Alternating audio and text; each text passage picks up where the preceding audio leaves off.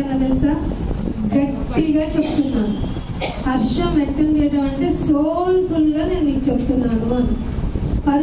హర్షించుచున్నాను, హర్షించుచు నీ నామమును కీర్తించదు. చాలా మంది కీర్తించడం అంటే పాటలు ఒక్కటే పాడతాం అనుకుంటారు. దాని రిధంలో పాడేసుకున్నాం. మనం ఎప్పుడో బాప్తిసం తీసుకున్న కొత్తలో పడతాం. ఆ 2 పాటలు ఇప్పటికీ 10 సంవత్సరాలైనా మనం ఇదే. కానీ దేవుడు ఏమంటున్నాడు అంటే, నువ్వు గనక నా పట్ల హ్యాపీ ఫీల్ అయితే నువ్వు హర్షించుకునే విధంగా నీ ప్రవర్తన ఉంటే నా నామమును కీర్తిస్తావు. అర్థమైందా? కీర్తించడం అంటే దానికి ఒక ప్లేస్ మనం ఎక్కడ అరేంజ్ చేసుకుంటామో అక్కడే. అందుకే నేను ఒక మాట ముందుకు తీసుకెళ్తాను. కీర్తనలు 34వ కీర్తన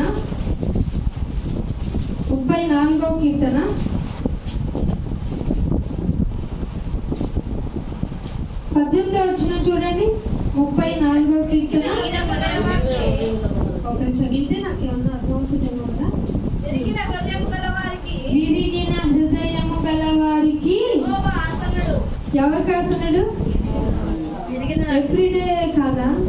విరగాలి. దేవుని దగ్గరికి నువ్వు వస్తున్నావు అంటే నీ హృదయం విరగాలి. కానీ చాలా మందిని మనం గమనించినట్లయితే వాళ్ళ హృదయం ఎంత పెంకిగా ఉంటుందంటే దేవుని మాట వాళ్ళ హృదయంలో చొప్పించబడదు. సరికదా? వాళ్ళు దేవుని గురించి ఆలోచనని అస్సలు పెట్టుకోరు.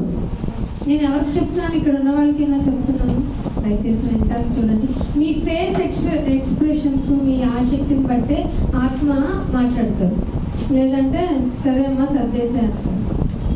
కాబట్టి దయచేసి కొంచెం మనం అడ్జస్టబుల్. కూర్చున్న వాళ్ళు కూర్చుంటారు, మాట్లాడే వాళ్ళు మాట్లాడుకుంటారు. కానీ శ్రద్ధ గల వాళ్ళ కోసం ఆయన ఇక్కడ మనల్ని ఏర్పాటు చేసుకున్నారు. మనం కూడా సమయాన్ని సద్వినియోగం చేసుకోలేదు అనుకోండి, పరిశుద్ధాత్మ వారు తుప్పుపడతారు అంతే. అందుకని ఏమంటున్నాడు? విరిగిన హృదయం గలవారికి యెహోవా అనగా ఉన్నవాడైన దేవుడు ఆసనుడు. మనం అనుకుంటాం టెంపుల్కి వెళ్తే, దేవాలయానికి వెళ్తే, ఇంకెక్కడికన్నా పుణ్యక్షేత్రాలకు వెళ్తే భగవంతుడు అక్కడ ఆసనుడుగా ఉంటాడు. అలా దర్శనం చేసుకుని ఇలా వచ్చి పుణ్యం కట్టేసుకుందాం అనుకుంటున్నారు. ఇది లోకపరమైన వాడుక, భక్తి విధానంలో మనుషులు అనుసరిస్తున్న వాడుక. కానీ దేవుని గ్రంథం నీ చేతిలో ఉంది కదా. నీ చేతిలో ఉన్న దేవుని గ్రంథం కనుక నువ్వు ఓపెన్ చేస్తే ఎక్కడున్నాడంట దేవుడు? విరగాలి, నలగాలి. అమ్మో నేను భరించలేను, నా వల్ల కాదు. విరగటం, నలగటం ఎందుకంటే ఎందుకంట విరిగితేనే ఆయన మాటలు శ్రద్ధగా, నువ్వు నీ మనసులో వ్యాకులం ఉన్నప్పుడే దేవుని మాట జాగ్రత్తగా నీ చెవును పడుతుంది. నువ్వు ఫుల్ హ్యాపీగా ఉన్నావు అనుకో, ఏముంది నాకు అన్ని తెలుసు కదా, అన్ని వచ్చు కదా, నాకు అంతా బాగుంది కదా అనుకుంటూ నిన్ను నువ్వు సమర్థించుకుంటూ నీ ధ్యాస ఎక్కడికో పంపిస్తావు. నీకు ఒక లోపం కనుక కలిగితే, నీకు ఒక వ్యవహారాల్లో నీకు ఒక డిస్టర్బెన్సెస్ కనుక జరిగితే ఖచ్చితంగా నువ్వు వద్దన్నా నీ చెవికి ఆయన మాట పడుతుంది. అందుకే అంటున్నాడు, విరిగి నలిగిన వారికి నేను ఆసన్నుడును, ఆ మనస్సు ఉన్న వారిని నేను. అర్థమైందా మీకు? రక్షిస్తాడంట. ఏంటైనా హ్యాపీగా ఉన్న మనుషులు కదా, వాళ్ళు ఎలాగో ఉంటారు కదా, బ్లెస్డ్ లైఫే కదా.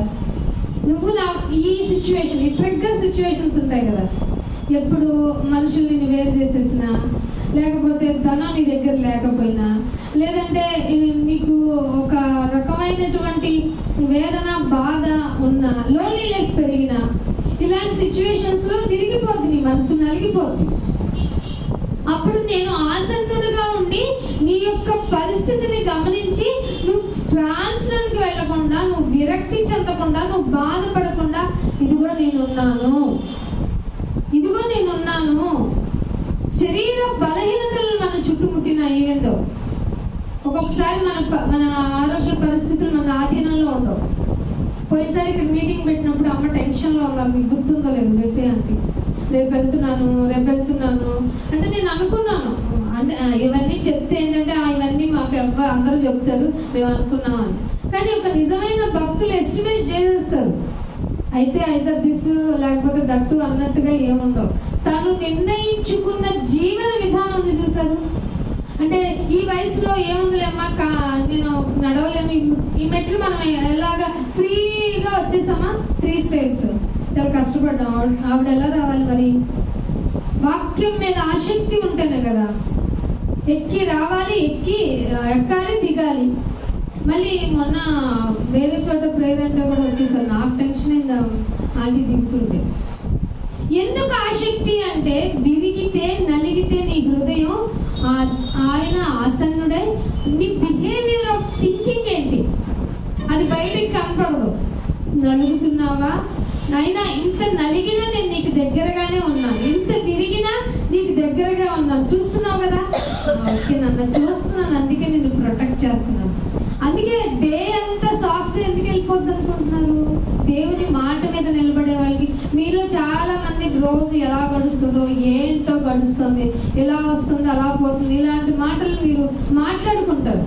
కానీ వాక్యం మీద డిపెండ్ అయిన వాళ్ళ యొక్క రోజు ఎలా గడుస్తుందో తెలుసా? అయినా ఇంత వాల్యుబుల్ గా నా జీవితాన్ని ఇచ్చావా, థ్యాంక్ యూ ఫర్ దిస్ అనేటువంటి ఒక కృతజ్ఞత భావం రోజు రోజుకి పెరుగుద్ది. అందుకని ఎందుకు ఉంచావు నాయన ఇంత విరిగి నలిగిన అంటే, 71వ కీర్తనలో ఒక మాట చూడండి. 71వ కీర్తన 18వ వచనం.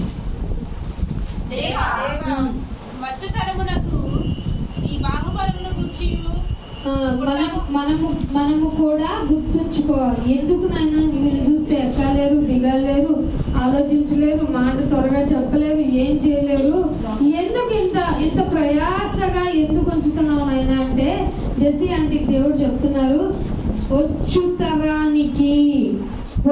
తరమునకు నీ బాహుబలం. పోయినసారి కూడా చెప్పాను నేను ఇక్కడ, నీ బాహుబలము వచ్చు తరానికి నీ బాహుబలమును గుర్చియు పుట్టబో వారికి నీ శౌర్యము, నీ కెపాసిటీ ఏంటో. చాలా మంది ఏంటమ్మా నీ కోరిక అని పెద్దమ్మని, పేదరాజు పెద్దమ్మ లాంటి మామూలుగా ఓల్డ్ పీపుల్ అడిగితే ఏం చెప్తారు చెప్పండి? లోక నానుడి ప్రకారం చెప్పండి.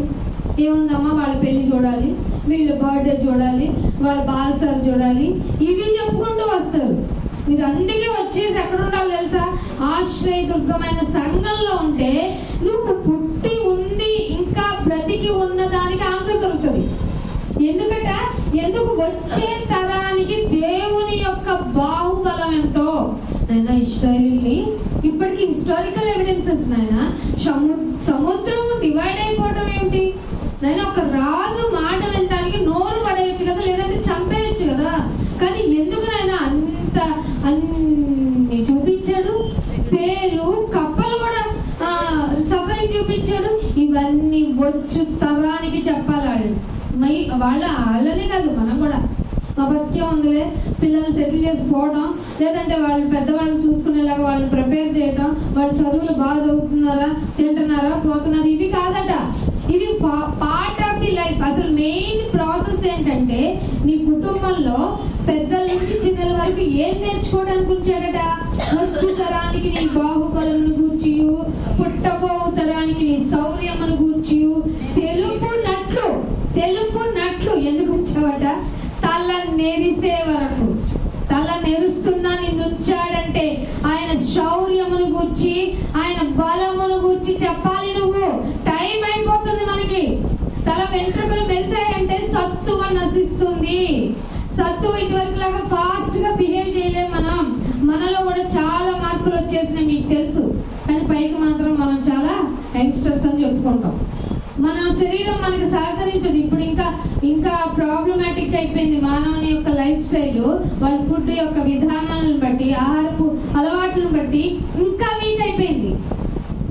ఈ జెడ్ జనరేషన్ అన్నారు చూసారా, వాళ్ళు తినే జింక్ ఫుడ్ వల్ల వాళ్ళ మైండ్ ఏం పనిచేయదు, వాళ్ళు ఏం ఆలోచించరు. వాళ్ళలో ఒక్కటే కనపడుతుంది చూడండి, ఓన్లీ ఇరిటేషన్, ఓన్లీ హంగ్రీ. ఈ రెండు తప్ప వాళ్ళలో గమనించలేదు. కారణం ఏంటో తెలుసా? దేవుని యొక్క శౌర్యము, దేవుని గూర్చిన బాహుబలపు యొక్క విధానాలు నీకు తెలిస్తేనే కదా వాళ్ళకి చెప్పగలవు.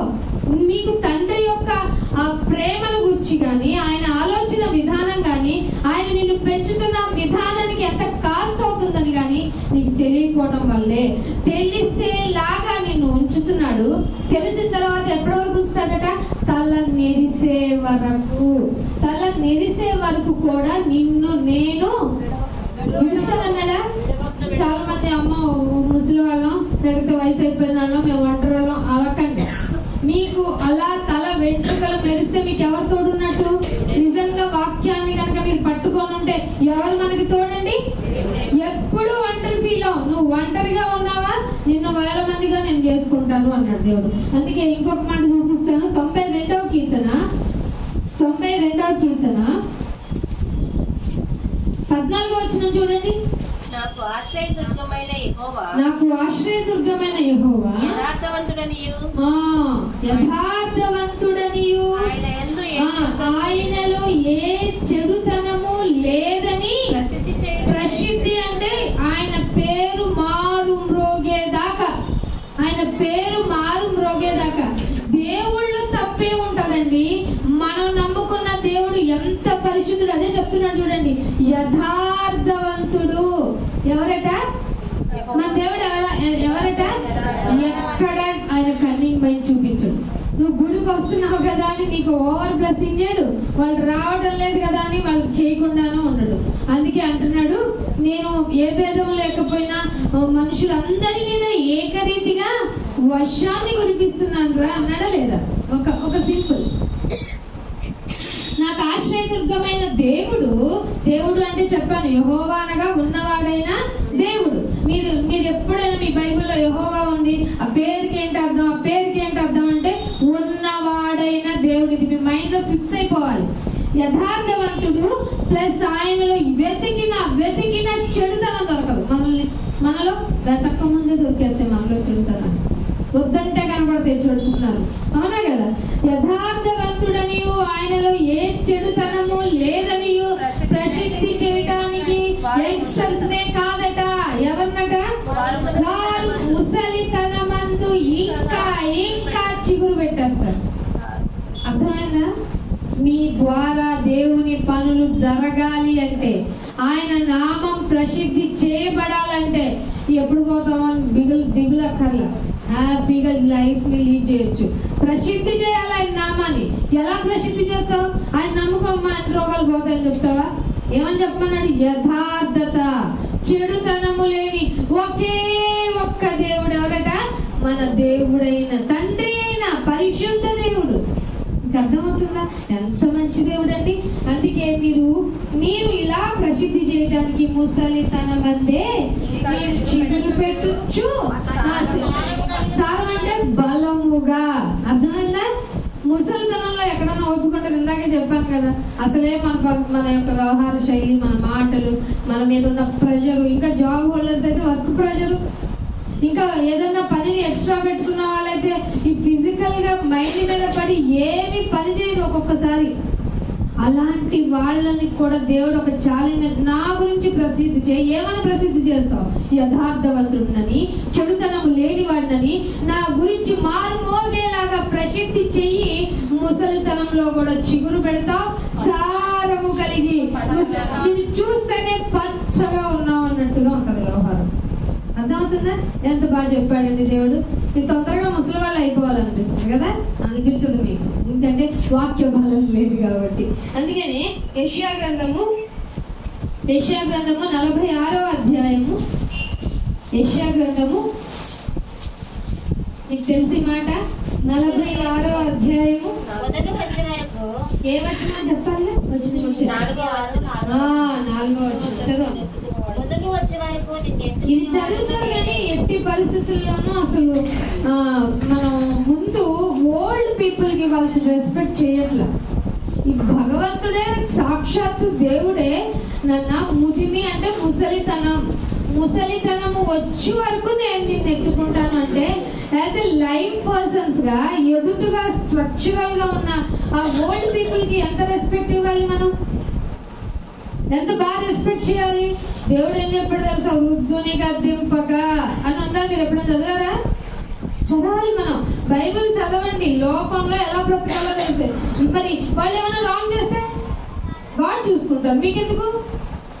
వృద్ధుల్ని గద్దించకూడదు. ఎందుకంటే కొన్ని పరిస్థితులు, సిచ్యువేషన్స్ వాళ్ళని సపోర్ట్ చేయలేవు. వాళ్ళ యొక్క శరీర దౌర్బల్యము అంటే వీక్నెస్ కొన్ని వెంటనే క్యాచ్ చేయదు. అందుకని వాళ్ళని రెస్పెక్ట్ చేయడం నేర్చుకోవాలి. వాళ్ళు ఎందుకోసం ఉంచాడో దేవుడు తెలిస్తే నీకు మరింత గౌరవం పెరుగుతుంది, సణుగు సంశయాలు పోతాయి. అందుకే అంటున్నాడు, ముదిమి వచ్చే వరకు నేను ఎత్తుకుంటున్నాను, మీకేంటి ప్రాబ్లం అంటున్నాడు దేవుడు. నేను కదా ఎత్తుకుంటున్నాను, తల వెంట్రుకలు మెరిచినా కూడా ఎత్తుకుంటాను. నేనే నేనే డబుల్ టైం ఉందా లేదా? నేనే నేనే ఏం చేస్తున్నాను, చంక పెట్టుకుంటున్నాను. నువ్వు పెట్టుకుంటావా? చంక పెట్టుకుంటావా? చంక పెట్టుకోవడం కాదు, కాఫీ ఇస్తావా? ఎన్నిసార్లు ఇవ్వాలి నీకు అంటారు వాళ్ళు. తిండి పెట్టమంటే ఎన్నిసార్లు తింటావు, నీకు అసలే అరిగిపోవడం. ఇవన్నీ అనకూడదండి. మనలో ఒక ఫార్మేటింగ్ లైఫ్ రావాలి ఓల్డ్ పీపుల్ గురించి. వాళ్ళు జీవించే విధానము, వాళ్ళు ఎంత కష్టపడి ఉంటే, లైఫ్ ని ఎంత చూసుంటే, ఎంత స్ట్రగుల్ ఫేస్ చేస్తుంటే మన సిచ్యువేషన్కి వచ్చింటారు. మన సిచ్యువేషన్ అబ్బా మేము ఎంత బాధపడ్డాం, ఎంత చేసాం. ఒక్కొక్కసారి సార్ నాన్నగారు అంటారు, ఈవినింగ్ వస్తే మాత్రం చాలా ఫైర్గా ఉంటాం. లోపల ఆఫీస్లో ప్రెషర్, ట్రాఫిక్ ప్రెషర్ అవన్నీ ఉంటాయి. మాట కొంచెం మాత్రమే చిన్నగా వచ్చినందుకు ఆయన ఫీల్ అయిపోయారు తెలుసా. నేను చాలా బాధపడ్డాను, తండ్రి క్షమించండి, అలా మాట్లాడకూడదని తెలిసి నన్ను నోరు మాట్లాడేసింది. ఇలా రియలైజ్ ఇంక గొడవపరుచుకుంటున్నారు మిమ్మల్ని మీరు. గొడవపరుచుకోవాలి. మనం ఈ చాలా మంది టీనేజ్ లో ఉన్నాం, ఇదిలో ఉన్నాం, మేము దాటాము కొంచెం మనం స్పీడప్ అయ్యి చేస్తున్నాం. వాళ్ళు ఓల్డ్ పీపుల్ వాళ్ళు వెళ్ళలేరు కాదండి, వాళ్ళ అడుగు జాడలు మనకి పాఠాలు. అందుకే నేను అంటున్నాను, అమ్మ కూడా ఏమని చెప్తున్నానంటే, మూతిమి వచ్చే వరకు నేను ఎత్తుకున్నాను. ఇంకా అక్కర్లేదు, నీకు మెడికల్ టెస్ట్లు అక్కర్లేదు నాయన. ఏదైనా బ్లాక్ ఉందా తీసేస్తే తీసే, ఉంచావా తీసుకుని పట్టుకుని పో. ఎందుకంటే నీ నామాన్ని ప్రసిద్ధి చేయడానికి కదా నన్ను ఉండమన్నావు. నీ నీతిని, నీ యథార్థతని కదా చెప్పమంటానికి నన్ను ఉంచుతానన్నావు. సో నువ్వేం చేస్తావంటే, నేనే చేస్తాను, నేనే నేనే అనే డబల్ గా నువ్వు చెప్పున్నావు కనుక, చంక పెట్టుకుని వాడు నేనే అన్నావు కనుక నిన్ను ఎత్తుకున్న తర్వాత పడుకోరాని 4 వేలు ఆయన రక్షిస్తూ ఉంటాడు. ఎంత ప్రొటెక్షన్ లైఫ్ ఇచ్చాడండి ఓల్డ్ పర్సన్స్ కి. వృద్ధులకి ఎంత మంచి జీవన ప్రమాణాన్ని దేవుడే ఏర్పాటు చేసుకున్నారు. ఎందుకంటే వాళ్ళ యొక్క వ్యవహారం, వాళ్ళ యొక్క పద్ధతి అన్ని ఎవరికి తెలుసు? దేవుడికి తెలుస్తాయి. వాళ్ళ ఆర్గాన్స్ యొక్క యాక్టివిటీ ఎవరికి తెలుస్తుంది? తయారు చేసిన ఆయనకి తెలుస్తాయి. మరి మనం ఏం ఆలోచిస్తున్నాం, ఎలా బిహేవ్ చేస్తున్నాం, వాళ్ళకి ఇచ్చే రెస్పెక్ట్ ఏంటి, ఎలా చేస్తున్నాం, ఇచ్చుకో మాట్లాడు, ఇలా చేయకండి. దీని వల్ల మీరు ప్రాపకం చాలా ఉగ్రతను సమకూర్చుకున్నట్టే. ఎందుకంటే దేవుడే ఎంత ప్యాంపరింగ్ చేసి వాళ్ళని కాపాడుకుంటుంటే మధ్యలో మనం ఎవరు విసుగుపడటానికి, బాధపడటానికి, అంతే కదా. సో నువ్వు ఎంత రెస్పెక్ట్ చేస్తున్నావో దేవుడు చూస్తాడు. ఫర్ యువర్ ఇన్ఫర్మేషన్, నీ యొక్క విసిగేంటో, నీ యొక్క శాంతత్వం ఏంటో తెలుసుకోవడానికి కూడా వాళ్ళల్లో కొన్ని పెడుతూ ఉంటాడు ఆయన, టెస్టింగ్ ఫర్ యూ. అందుకని ఇంకో మాట చూపిస్తాను. 1 పేతురు రాసిన పత్రిక 2వ అధ్యాయము 1 పేతురు రాసిన పత్రిక 2వ అధ్యాయము 21వ వచనం చూడండి. ఎందుకు పిలువబడతావు? ఎందుకు పిలువబడ్డావు? 21వ వచనం కరెక్ట్. క్రీస్తు మీ కొరకు బాధపడి మీరు తన అడుగు జాడల యందు నిలుచున్నట్లు ఒక మాదిరి ఉంచాడు.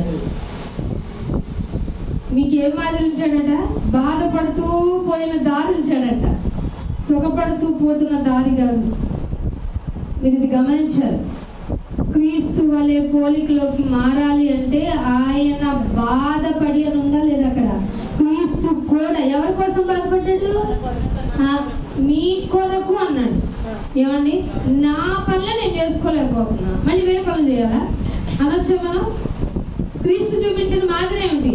క్రీస్తు మన కొరకు బాధపడి తన అడుగు జాడల్లో, నేను మీకోసం బాధపడ్డాను, నాకేంటి ఉపయోగం? క్రీస్తు వారు అడుగుతున్నారు, నాకేంటి ఉపయోగం? మీరు బాగుండాలి. మీరు బాగుంటే నేను బాధపడినా పర్లేదు, మీరు బాగుండాలి. మీరు బాగుండాలి. ఎంత బాగుండాలంటే ఎటర్నల్ లైఫ్ ని మీరు స్వతంత్రించుకోవాలి. ఆ పరలోకాన్ని మీరు స్వతంత్రించుకోవాలి. ఆ పరలోకాన్ని స్వతంత్రించుకోవాలంటే బాధపడుతూ పోతున్న నా మార్గము యొక్క అడుగులను మీరు ఫాలో అవ్వాలి. అందుకని అంటున్నాడు, నేను మీకు మాదిరించిపోయాను. ఆయన నోటిలో ఏమన్నా ఉందట, ఆయన ఏ పాపము బాధపడ్డాడంటే ఏదైనా పాపం చేశాడు అనుకుంటున్నారా? బాధపడ్డాడు అంటే ఏమైనా నేరం చేశాడంటాడా? ఆయన నోటిలో ఏ కపటము లేదు. ఈ రెండు లేకపోవడం వల్ల బాధపడ్డాడు. కపటం ఉందనుకోండి, లోకంలో హ్యాపీగా బతికేయచ్చు. ఇంకోటి ఏమన్నాడు, పాపం చేశారనుకోండి, ఏం నువ్వు చేస్తున్నావు అని అడిగే వాళ్ళు ఎవరు ఉండరు.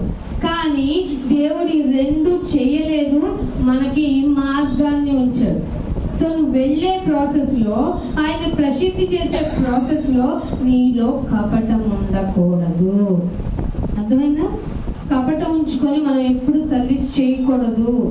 ఎప్పుడైతే మనం రెస్పెక్ట్ చేస్తామో మన ఎల్డర్స్ ని, మన ఫాదర్స్ వాళ్ళు ఉండడం, వృద్ధుల్ని ఉండడం మనకి బ్లెస్సింగ్ అట కదా. మరి ఇలా తెలుసుకుంటేనే కదా దేవుడు మనల్ని ఎంత బాగా మంచి ఫ్యామిలీకి పొజిషన్ లో ఉంచారో తెలుస్తుంది. బయట అక్కడ అలా చెప్తారా, వృద్ధులే ఉందండి. కేరళలో మీకు తెలియదు, భయంకరమైన నిజాలు బయటకు వచ్చాయి. కొంచెం కాళ్ళు చేతులు పని చేయని వాళ్ళు, 100 సంవత్సరాలు లేకపోతే క్రానిక్ డిసీజ్ లో ఉన్న వాళ్ళని, పేరెంట్స్ ఎవరు పట్టించుకున్న వాళ్ళందరినీ సామూహికంగా ఒక గదిలో పెట్టేసి చాలా సంవత్సరాలు ఉంచేశారు. ఒక సొసైటీ వాళ్ళ, సోషల్ సొసైటీ వాళ్ళు చాలా డేర్ చేసి తీస్తే తలుపులు, వాళ్ళలో ఊపిరి ఒక్కటే ఉంది. అనుభవిస్తారంట, అవన్నీ అనుభవిస్తారు. దేవుడు చెప్పాడు, వాళ్ళు అడిగిన విధానం, ఒక చుక్క నీళ్ళు కావాలి, ఒక చిన్న బ్రెడ్ ముక్క కావాలి. వాళ్ళు అంతకంటే ఎక్కువ ఏం ఆశించరు. ఎందుకంటే వాళ్ళ డైజెస్టివ్ సిస్టమ్ అంతగా ఏం పనిచేయదు. సో మీరు రెస్పెక్ట్ చేయాలి. వాళ్ళు ఎందుకున్నారండి? ఇప్పుడే చెప్పాం కదా, 92వ కీర్తనలో చెప్పాం కదా, దేవుని యొక్క నామాన్ని ప్రసిద్ధి చేయటానికి ముసలితనమైన నేను వాళ్ళని ఉంచుకుంటాను, సంకన పెట్టుకుంటాను, ఎత్తుకుంటాను. మీరు వాళ్ళకి అడ్డంకుగా ఉండకండి, సపోర్టివ్ గా ఉండాలి. అర్థమైందా? మనలో కూడా అలాగే చెప్తున్నాడు, మనం ఎలా ప్రవర్తిస్తున్నామో అదే అంటున్నాడు. మీరు 23వ వచనంలో చూడండి ఏమంటున్నాడు, ఆయన దూషింపబడ్డాడు. ఈ ప్రాసెస్ లో ఆయన పాపం ఏం చేయకపోయినా, ఆయన నోటిలో కపటమేం లేకపోయినా ఏం చేయబడ్డాడంట, దూషింపబడ్డాడంట. మీరు చాలా మంది ఈ ఓల్డ్ పర్సన్స్ కూడా చాలా, వాళ్ళకి ఏమని అంటారు, చాదస్తం ఎక్కువ అంటారు. ప్రతి దానికి పాయింట్అవుట్ చేయడం, చిన్నపిల్లలు. అందుకే దేవుడు అన్నాడు, పిల్లల కోపాన్ని రేపకండి అన్నాడు. పిల్లల కోపాన్ని రేపకూడదు. దేవుడే స్వయంగా చెప్పాడు, దూషింపకయు ఆయన బదులు దూషించలేదు. ఎవరైనా, మన ఇంట్లో ఓల్డ్ పర్సన్ కాదు, మనం కాదు, స్వయాన తండ్రి యొక్క కుమారుడు. ఆయన లేకుండా ఏదైనా కలిగిందా? ఏదీ లేదు. అలాంటి ఆయనట బదులు దూషింపలేదు, శ్రమ పెట్టబడి, ఏంటి శ్రమ పెడుతున్నామని బెదిరించలేదట. చాలా మంది అత్తలు చాలా కంప్లైంట్లు వెళ్తాయి, చాలా మంది మామయ్యలు చాలా కంప్లైంట్లు వెళ్తాయి. దూషించేస్తారు, దూషించి నువ్వు అబ్బాయి రాగానే చెప్పేస్తాను, అమ్మాయి రాగానే చెప్పేస్తాను అని బెదిరిస్తారట. అందుకని ఆయన శ్రమ పెట్టబడి బెదిరింపక న్యాయముగా తీర్పు తీర్చు దేవునికి, అండర్లైన్ చేసుకోండి, తన్ను తాను అప్పగించుకొనెను. ఇది చేయట్లేదండి కుటుంబాన్ని. న్యాయముగా తీర్పు తీర్చే దేవునికి మిమ్మల్ని మీరు అప్పగించుకుంటే మీలో మనశ్శాంతి, పూర్ణ శాంతి గలవాడిగా చేసేస్తాడు. ఎవరు నా మీద అనుకుంటాడో వాళ్ళని ఏం చేస్తాడన్నాడు? మీకు పూర్ణ శాంతి లేదు కదా, చాలా మందికి లేదు. ఎందుకు లేదు? నేను మనశ్శాంతి లేదు అని అంటున్నారు అంటే మీరు ఫుల్ గా డిపెండ్ అవ్వలేదు ఆయన మీద. సో ముసలి వారిని దేవుడు ఎందుకు ఎంచుకున్నాడో మీకు తెలుసు. లాస్ట్ ఒక మాట చూపించి మీకు ముగించేస్తాను. 2 కొరింథీయులకు రాసిన పత్రిక 1వ అధ్యాయము, 2 కొరింథీయులకు రాసిన పత్రిక 1వ అధ్యాయము 3వ వచనం.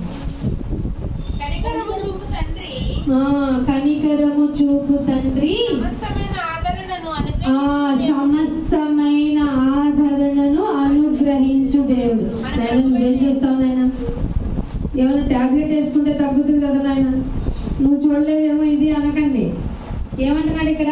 కనికరం చూపుతాడు. ఫస్ట్ దేవుడు కనికరం చూపుతాడు. ఏ విషయానికైనా ఆయన కనికరం చూపాలంటే నువ్వెలా ఉండాలి? యథార్థంగా ఉండాలి, పాపం లేని వారుగా ఉండాలి. అందుకని కనికరము చూపు తండ్రి, సమస్తమైన ఆదరణ. నువ్వు ఏం ఫీల్ అవుతున్నావో పర్సనల్ ఎక్స్పీరియన్స్ అయితే తప్ప ఇవి వచ్చిన అర్థం కాదు. ఒంటిలో జాయింట్ పెయిన్స్, ఏ నొప్పులు, ఎప్పుడు ఏదో ఒక రోగం మనల్నే ఇబ్బంది పెడతా ఉంటుంది. మరి వాళ్ళకి ప్రతిదీ ప్రాబ్లం, కదిలితే ప్రాబ్లం, మెదిలితే ప్రాబ్లం. అయినా పచ్చగా ఉంచుతాను, సారముగా ఉంచుతాను అన్నాడా లేదా దేవుడు? అందుకే అంటున్నాడు, సమస్తమైన ఆదరణను అనుగ్రహించు దేవుడు నీకు అనుగ్రహిస్తున్నప్పుడు ఎవరు స్తుతింపబడాలి? తండ్రి అయిన దేవుడు. ఇది జెస్సీ ఆంటీ గారు చేసింది. అర్థమైందా? కనికరం పొందుకోవాలంటే ముందు ఆయన స్తుతింపబడాలి కదా. మీరు ఇందాక 9వ వచనం, కీర్తన 9లో మొదటి వచనం ఏం చదివారు చూడండి. ఆ మాట చెప్పి ఇచ్చేస్తాను, చదవండి. పూర్ణ హృదయం అంట. ఏ హృదయం అది? పూర్ణము అంటే సగం ఉద్యోగం కోసం, సగం నా పూర్ణ హృదయముతో నేను యెహోవాను స్తుతించెదను. స్తుతించి స్తుతించి స్తుతించి ఏం చేస్తానయ్యా అంటే, నీ అద్భుత కార్యములు నా పట్ల చేసావా, నా కుటుంబం పట్ల చేసావా. ఇవే కాదు, బైబుల్లో ఆయన అద్భుత కార్యాలు ఉన్నాయి. నలిగిన వారిని, విరిగిన వారిని పట్టుకునేది నేనే, గుండె చెదిరిన వారిని పట్టుకునేది నేనే, బలహీనుడిని పట్టుకునేది నేనే, వ్యాధిగ్రస్తుడిని పట్టుకునేది నేనే. అసలు ఏ విధమైన క్యూర్నెస్ లేదు అని ఎన్నో సంవత్సరాల నుంచి బాధపడుతున్న ఆవిడికి నా చెంగు అంటే ముట్టుకున్న అంత క్యాపబుల్, నా బాహుళ్యమును ప్రచారం చేసే విధంగా అద్భుత కార్యాలు ఉన్నాయి. అవన్నీ మనతో పాటు వీళ్ళు కూడా వివరించాలి. ఈ వీళ్ళు అంటే వృద్ధులు కూడా వివరించాలనే వాళ్ళని ఉంచారు. సో ఎందుకో వీళ్ళు చాలా మంది బయట విన్నానండి, ఎందుకో వీళ్ళకి ఇంకా చావు రావట్లేదు. ఎందుకో వీళ్ళు అంటే నీకు ఉపయోగం పడకపోతే వాళ్ళు చావు రావాలా? నువ్వేమన్నా వాళ్ళ జన్మ గురించి ఏమన్నా రాసావా? వాళ్ళ మరణం గురించి రాయడానికి? ఈ పాపకం ఖచ్చితంగా మనకు అంటుకుంటుంది. అందుకే వృద్ధుల్ని గద్దించొద్దు. నీలో స్టిమ్యులేషన్స్ రావాలి, నిన్ను నువ్వు తగ్గించుకోవాలి. అప్పుడే వాళ్ళని ఎందుకు ఉంచాడో నీకు తెలుస్తుంది. మరింత ఘనత ఎవరికి వెళ్తారో తెలుసుకుంటే, అందుకే తండ్రి అయిన దేవుడు స్తుతింపబడును గాక. మరింతగా వారి కుటుంబంలో వారు రాబోయే తరానికి కూడా జెస్సీ గారు ఖచ్చితంగా వివరించడానికి ఆవిడ ఆయుష్ను పెంచి పచ్చగా ఉంచి సారముగా ఉంచాడు ఆయన. అట్టి ధన్యత మనకి రావాలంటే మనము కూడా పాపం లేని వారంగా, చెడుతనం లేని వారంగా ఉండి యథార్థత ఎంతుందో దేవునికి చూపించాలి. అట్టి ధన్యత మీకు అందరికీ దయచేయాలని కోరుకుంటూ ఇంతటితో నా మాటలు ముగిస్తున్నాను. చిన్న ప్రార్థన చేస్తాను. తండ్రి, మీకు ఎంత వందనములు, స్తోత్రములు నాయన. మా జీవితాలు ఎలాంటివో మాకు చూపించారు నాయన. రాబోయే తరము ఎలా ఉందో, ఉన్న తరము ఎలా ఉందో మాకు తెలుస్తుంది.